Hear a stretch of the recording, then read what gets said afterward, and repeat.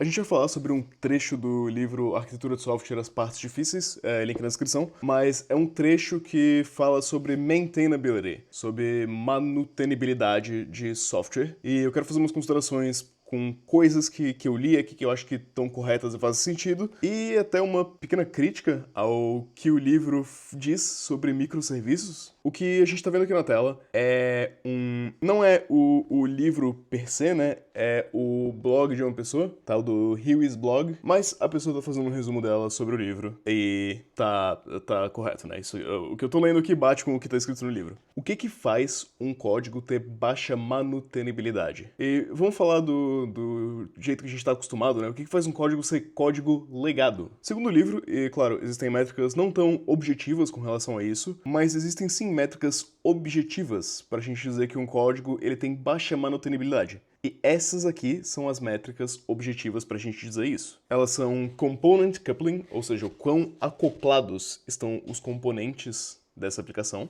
coesão entre componentes, que é o grau em que as operações dos componentes se interrelacionam. Complexidade ciclomática, a gente fala bastante disso nesse canal, a gente já criticou for, a gente já criticou if-else, a gente já criticou várias coisas por causa da tal complexidade ciclomática. Eu bato bastante nessa tecla porque complexidade ciclomática diminui a manutenibilidade do código e aumenta sua carga cognitiva quando você está lendo o código. Complexidade ciclomática não é bom. Tamanho do componente, isso aqui acho que tá bem autoexplicativo, né? Technical versus domain é o como você particiona esses componentes, né? Se você tá particionando eles por domínio ou por usabilidade técnica. Vamos começar por esse quinto, porque eles têm um argumento interessante sobre isso. Imagina que você tem um servição, um monolito, e aqui tá desenhado o nosso monolitão gigante. Ele tem alguns layers diferentes, né? Que eles são a interface, o business layer e o persistence layer. Isso aqui é super normal, você vai ver isso em diversos tipos de aplicação. E supondo que eu quero fazer uma alteração em alguma funcionalidade. Imagina que eu tenho aqui um e-commerce e eu quero adicionar uma funcionalidade de criar wishlists. Possivelmente, como essa aplicação aqui é um monolito enorme, eu vou estar dividindo aqui a minha interface para ser uma equipe. Então a gente vai ter a equipe de front-end, talvez, uma equipe aqui de back-end para lidar com business e persistence layer, e talvez uma terceira equipe ou um DB admin. Para eu fazer uma mudança nesse serviço, eu preciso da colaboração de 3 equipes e eu preciso de um deploy que vai afetar a aplicação inteira e o banco de dados inteiro. Qualquer mudança nisso daqui, no mínimo do mínimo, vai requerer um deploy de tudo. De novo, se ao invés disso, a gente ter as coisas distribuídas de uma maneira diferente. Vamos imaginar que ao invés dessas equipes aqui de front-end e back-end separado, que a gente separa as nossas equipes assim, verticalmente. A gente vai ter front-ends e back-ends em diferentes equipes, e a gente pode ter, bom, a gente está imaginando o nosso e-commerce, né? A gente tem aqui um time que vai lidar com orders, um time que vai lidar com payments e, sei lá, um time que vai lidar com data. Tô imaginando os times aqui no ao vivo. Agora, a gente não necessariamente precisa mais envolver múltiplos times para fazer uma alteração, mas todas as alterações ainda vão precisar redeployar a aplicação inteira. Isso, argumentam os autores aqui do livro, causa também baixa manutenibilidade, né? A gente quer deixar o nosso código, nossa aplicação, né? Não só o código, com a mais alta manutenibilidade possível. E o que é manutenibilidade? Que a gente não definiu isso, né? O que é um código que não seja legado? Bom, se você pensar no código legado é aquele que você tem raiva quando você tem que mexer, porque ele é muito difícil de alterar. Você não tem confiança para alterar ele, demora muito para criar novas features e demora muito para corrigir bugs. É um código complexo de entender e complexo de crescer. Se a gente tiver isso daqui, da forma como está colocado aqui, não tem como só bater o olho nisso e dizer se esse código, né, nesse serviço que a gente criou, tem alta manutenção ou não. Porque pode ser que aqui dentro eu tenha muito bem definido as funções de cada coisa. Por exemplo, pode ser que a minha interface não seja um grande aglomerado de coisas e eu tenha a minha interface bonitinha, separada entre payments, orders e data. Ela tá separadinha ali, bonitinha, em componentes reutilizáveis que não interagem muito entre eles. Que se eu tiver uma interação muito forte entre esses componentes, se eles estiverem entrelaçados, em que um usa código do outro, um depende do outro, eles compartilham funcionalidades, a gente vai ter um código que vai ser muito difícil de dar manutenção, porque uma mudança aqui na interface de orders vai afetar o time de payments. Isso não é legal. Eu tô falando aqui? Eu tô falando de Component Coupling.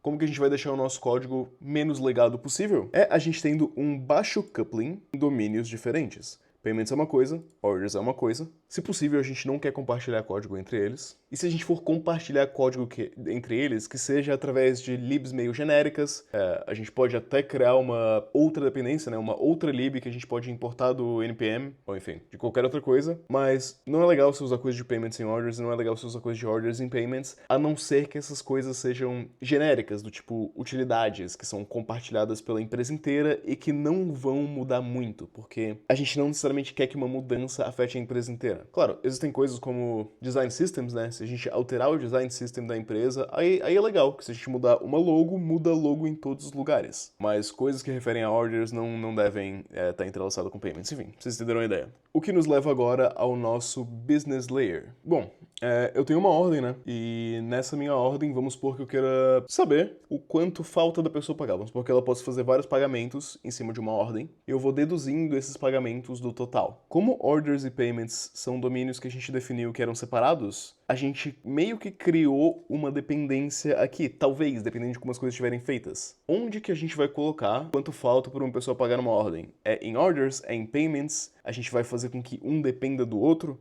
Isso é uma questão difícil. Isso é uma questão que fala bastante sobre component cohesion. Component cohesion é o quanto as operações dos componentes, né, se interdependem, como a gente falou anteriormente. Não é legal a gente tem uma dependência muito grande entre orders e payments, mas dada a natureza do negócio aqui, pode ser meio que inevitável. A gente vai ter partes de orders dependendo de payments e partes de payments dependendo de orders. Mas a gente segregar essas funcionalidades o máximo possível é sim uma forma de aumentar a manutenibilidade do código. Porque se eu tiver tudo que a order precisa dentro desse business layer aqui, dentro dessa parte do código, que é cuidada por um time só. Como ela é pequena, é muito mais fácil de alterar, porque eu sei que eu não vou estar influenciando outras partes do negócio, você entende? Eu preciso manter as minhas mudanças o mais isoladas possível. Não é legal eu ter uma função que calcula alguma coisa, joga para outra parte do domínio, e calcula outra coisa, joga para outra parte do domínio que vai depender de uma terceira parte.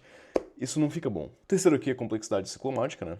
Complexidade ciclomática vai ser basicamente o quão indentado o seu código é, né? Pensa aqui, se a gente tiver um código, aí aqui em cima a gente tem um for, aqui embaixo a gente tem um if, else, depois do else, a gente tem um while. Isso aqui é péssimo, né? Isso aqui é a tal da complexidade ciclomática, é o quanto os caminhos o seu código vai poder percorrer e o quanto os loops ele vai fazer, enfim. Terrível. A gente já falou bastante sobre isso nesse canal.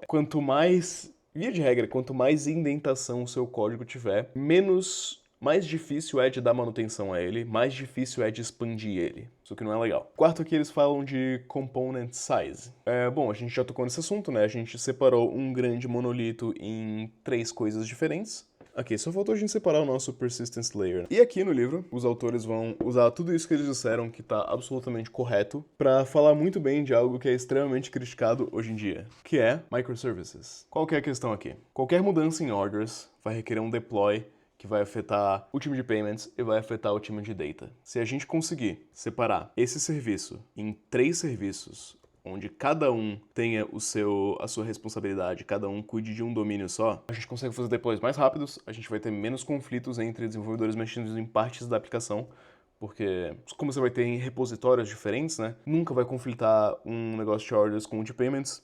Você pode usar linguagens diferentes, embora isso seja uma péssima ideia para uma empresa, porque no momento que você adiciona uma segunda linguagem, você vai ter que ter desenvolvedores sabendo linguagens a mais, né? Não gosto da ideia. Tem muitas vantagens de você separar isso aqui com microserviços. Ah, e tem mais um detalhe aqui. O nosso banco de dados, que a gente tem um banco de dados só, né? Se a gente conseguir separar isso daqui também, a gente vai conseguir uma escalabilidade bem legal. Porque, por exemplo, se a parte de orders da aplicação crescer muito mais do que as outras, a gente só precisa aumentar esse banco de dados aqui. E conforme essa parte aqui cresce, conforme esse microserviço cresce, os outros não crescem com ele. Se a gente chegar num gargalo, se a gente chegar em problemas de performance de orders, payments e data vão estar inafetados. E o time de payments e de data podem lidar com isso por conta própria. Então notem que separando as responsabilidades, separando os serviços em serviços diferentes, a gente consegue fazer várias coisas legais. Imagina que não é payments e que a gente está lidando com eventos, né? Que a gente está lidando aqui com shows e a gente tem um serviço de tickets. E alguns outros serviços aleatórios, sei lá, um serviço para a gente registrar os eventos e um serviço de data genérico também. O nosso serviço para registrar eventos, ele não vai precisar escalar muito. Ele vai ter uma carga meio frequente ao longo do tempo. O nosso de data também, vamos imaginar que a gente vai processar os dados uma vez por dia, meio que tanto faz. Não vai ter um load muito absurdo em nenhum dia em específico, que a gente está processando ele aos poucos, né? Não existe uma demanda que tem muitos spikes em data. Agora, nos tickets, sim, quando um evento muito popular subir, a gente vai precisar que essa parte aqui escale muito mais do que as outras. Então, ao separar essa parte, a gente poderia rodar, por exemplo, essa parte aqui de tickets, adicionar uns lambdas, adicionar algo serverless aqui, para o dia que um evento live, um evento muito popular, for live, a gente consegue escalar só isso, escalar um monte isso, e manter o resto da aplicação inafetada. Isso é o que os autores do livro argumentam. Qual que eu acho que é a falha deles aqui, né? A falha trágica. Quando a gente fala de escalabilidade infinita, a gente está falando de FANG, a gente está falando de Google, a gente está falando de Facebook, a gente está falando de Amazon. Você que está vendo esse vídeo provavelmente não trabalha em nenhuma dessas empresas. Talvez você trabalhe. Se você trabalhar, dá um salve aí. Mas se você não trabalha em nenhuma dessas empresas, sua empresa provavelmente não serve uma aplicação para centenas de milhões de usuários. Então, provavelmente, essas preocupações que eu citei aqui, tirando as de interdependência de código, né, essas são realmente válidas, mas talvez você não tenha múltiplas equipes, talvez sua empresa tenha uma equipe só mesmo. Talvez o serviço nem seja tão grande assim, talvez só um banco de dados resolva. E legal, a gente tem uma separação lógica ali nos arquivos, mas a gente quer manter em só um repositório, porque realmente, se você tem, vamos lá, 2, 3, 4, 5 pushes para main por dia, não vai dar muito conflito. Não tem por que a gente ficar mantendo repositórios diferentes e aplicações diferentes rodando em máquinas diferentes. Um negócio que eu acho que os autores pecam um pouco aqui é que eles te ensinam a escalar ad infinitum, te ensinam a escalar para escala estratosférica, mas eles não mencionam que... Quer dizer, eles mencionam, mas eles não dão ênfase o suficiente, na minha visão, tá? E, claro, eles mencionam, o ênfase suficiente é eu que estou julgando, né? Porque eu acho que a pessoa comum não vai precisar escalar infinitamente. Eu acho que o problema da pessoa comum, se ela for para uma arquitetura que é muito separadinha, muito... aqui, por domínio, a gente vai ter um negocinho aqui, que vai ser um negoção, na verdade, chamado overhead. O que é overhead? Quando você tem tudo no mesmo repositório, na mesma máquina, você pode só acessar as funções tranquilamente, não tem muito problema. Quando você tem isso em máquinas diferentes, o meu ticket ele não existe num vácuo, né? O meu ticket, ele necessariamente está ligado a um evento. Então, eu preciso fazer um request do meu serviço de ticket para o meu serviço de evento para saber pelo menos quais eventos estão disponíveis, né? Esse request, ele precisa ter autenticação. Novamente, quando você tem tudo em uma máquina, você não precisa de request, você não precisa de nada para comunicar, porque tem só um serviço. Se a gente tivesse que isso tudo aqui é uma única máquina, não teria problema. O problema existe porque a gente tem tudo separadinho, bonitinho, fazendo deploys diferentes em máquinas diferentes, e agora a gente precisa fazer requests entre essas máquinas. A gente vai precisar se comunicar. A escolha popular atualmente tem sido gRPC. Isso aqui precisa ser autenticado, porque senão qualquer um vai conseguir acessar nossas APIs. A gente não quer que o mundo inteiro faça isso, né? A gente quer que só a gente consiga acessar nossas APIs. E aqui tá ficando mais complicado, né? Porque a gente também precisa que esse event faça request aqui pro banco de dados, e o banco de dados retorne a informação aqui, né? Então a gente também precisa de autenticação aqui do nosso evento e tal, e em algum momento isso aqui retorna pro ticket. Quando retornar para nossa aplicação de ticketing, aí é que ela vai fazer a persistência no banco de dados dela, aí é que ela vai armazenar a requisição que o usuário de fato fez, né? Então nota, se quando um usuário compra um ticket, se isso daqui precisar acessar o nosso evento, primeiro que o evento, o microserviço de evento, né, vai precisar escalar junto com o de tickets. Então a gente não pode precisar que os requests que são muito acessados em tickets transbordem para o nosso evento, porque senão a gente só duplicou o problema.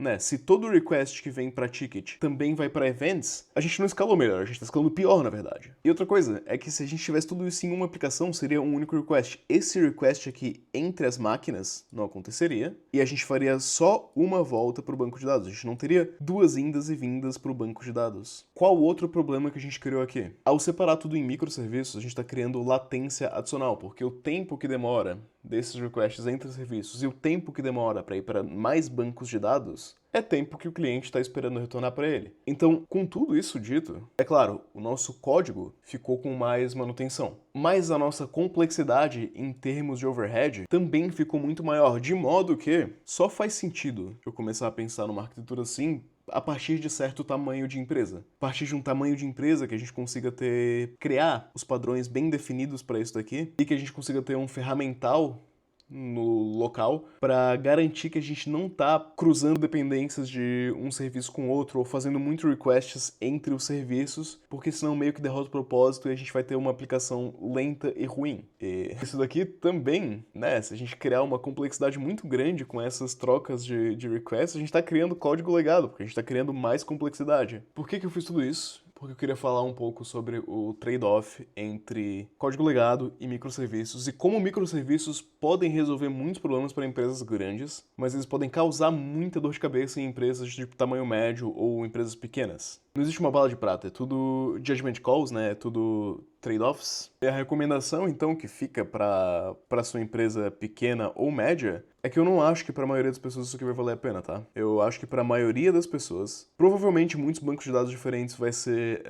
overkill, a não ser que você tenha uma necessidade muito específica para algo. Provavelmente rodar o seu serviço em múltiplas máquinas diferentes também não vai ser muito legal se você tiver uma empresa não muito grande. Provavelmente o sweet spot ali que você quer chegar é ter os seus domínios bem separados, né? A gente tem o domínio de eventos separado do domínio de tickets, separado do domínio de data, só que rodando numa mesma máquina talvez seja legal, pra gente não ter que autenticar requests entre um e outro, não ter que lidar com toda essa orquestração. Eu acho que isso daqui, essa ideia de um monolito, talvez, claro, eventualmente isso aqui pode evoluir para um monolito modular, né, onde a gente vai, por exemplo, separar data do ticketing e de events. Essa é uma evolução possível, até porque num monolito mais modular, data é o que dá pra fazer separado, realmente. Então você pode ter data em algum momento puxando as coisas desse banco de dados e não interagindo com as outras partes da aplicação. Mas, enfim, no seu código faz bastante sentido você considerar que são serviços dentro do código, você entende? Você está fazendo microserviços para separar partes de domínio diferentes dentro do seu código, mas não fisicamente diferentes, porque ao separar em máquinas diferentes, a gente cria muita complexidade. Se a gente não precisa de requests para acessar as informações, a complexidade diminui um pouco. Mas a gente também não quer que esteja tudo no mesmo, né, que seja um business layer gigante para tudo, porque a gente quer ter uma separação lógica entre as coisas para ser mais fácil de expandir. Enfim, quando se trata de código legado, de manutenção, é tudo trade-offs. Mas eu acho que a maioria das empresas, seguindo aqui a linha do monolito ou do monolito modular, vai estar bem servida. Porém, em algum momento, quando a empresa chegar em 100, 200, 300 desenvolvedores, você vai sim precisar quebrar isso daqui em outros serviços. E no momento que você precisar quebrar isso em outros serviços, você vai desejar muito que você tivesse feito essa separação lógica aqui dos componentes, conforme eu citei. Porque se você não tiver essa separação, vai ser uma gambiarra tremenda.